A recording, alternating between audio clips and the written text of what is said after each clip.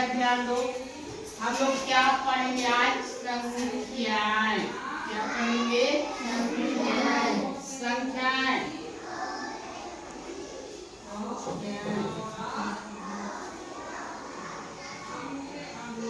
तो संख्या में हम सबसे पहले संख्या क्या होता है इसको जानेंगे। संख्या क्या होता है? जो 0 से लेकर 9 तक का जो अंक इसको क्या कहते हैं? संख्या। हम लोग 10वीं प्रणाली में लिखने पढ़ने के लिए इसी अंकों का प्रयोग करते हैं, है ना। उसी संख्या में प्राकृतिक संख्या भी होता है। इसमें 0 को हटा के 1 से 9 तक के संख्या को प्राकृतिक संख्या कहते हैं, ठीक। और पूर्ण संख्या, पूर्ण संख्या में 0 भी शामिल हो जाता है। जैसे हम किसी का सीरियल क्रमांक लिखते हैं तो ऐसे लिखते हैं 1 2 ऐसे लिखते हैं ना, तो ये पूर्ण संख्या, इसलिए इसको 0 को भी पूर्ण संख्या कहा गया है, जब खाली स्थान को पूरा करता है।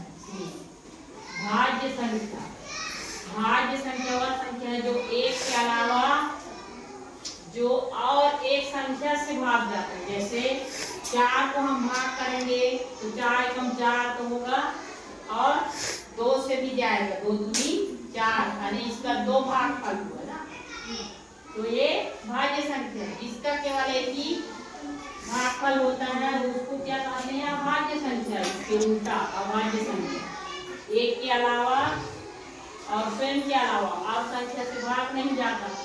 जैसे 2 1 से तो जाएगा, 1 2 2 2 एकम 2, लेकिन 1 से उसका ज्यादा नहीं बढ़ा, इसलिए वो अभाज्य संख्या।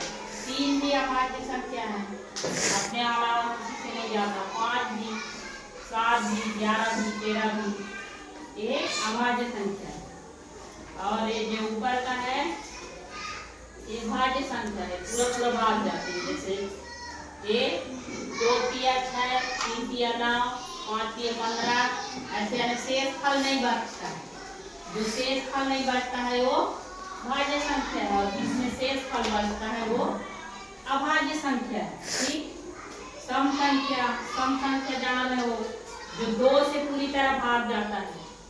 पहाड़ा एकम 2 2 दूनी 4 2 तिया 6 2 चौका ऐसे पढ़ते हो ना, यानी 2 से पूरी तरह भाग जाता है, वो क्या है? सम संख्या है। और विषम संख्या जो 2 से पूरी तरह भाग नहीं जाता, यानी इसमें भी क्या बनता है? अभाज्य संख्या की तरह शेष फल बचता है, ठीक, वो विषम संख्या है। और पूर्ववर्ती संख्या, पूर्ववर्ती संख्या का मतलब क्या होता है? ठीक पहले की संख्या। जैसे हम 100, ये 100 है हमारे पास, तो इसके पहले का संख्या क्या होगा? 99 के बाद 100 होता है ना, 99 होगा, है पूर्ववर्ती यानी पहले की संख्या। हम 91 92 93 94 95 91 97 98 99 100 ऐसे पढ़ते हैं ना, तो 100 का पूर्ववर्ती यानी पहले का संख्या क्या होगा? 99। और परवर्ती, इसको उत्तरवर्ती भी कहते हैं। परवर्ती माने ठीक बाद की संख्या, जैसे 100 ये 99, मान लो 99, इसकी बाद की संख्या क्या होगा? 100। समझ में आ गया? पूर्ववर्ती यानी पहले और परवर्ती यानी बाद की संख्या, ठीक पहले ठीक बाद की संख्या, ठीक है? तो समझ में आ गया संख्या इतने प्रकार के होते हैं संख्याएं। इसके अंतर्गत हम और पढ़ेंगे अवरोही, आरोही, अवरोही। आरोही का मतलब क्या होता है? आरोही, आरोही, आरोही। एक संख्या और आएगा इसलिए आरोही, आरोही। आरोही संख्या क्या है? एक बढ़ते क्रम, इसको क्या कहेंगे? बढ़ते क्रम, छोटे से कहीं और जाके वो आरोही संख्या कहलाती है। और अवरोही, अवरोही मतलब घटते क्रम,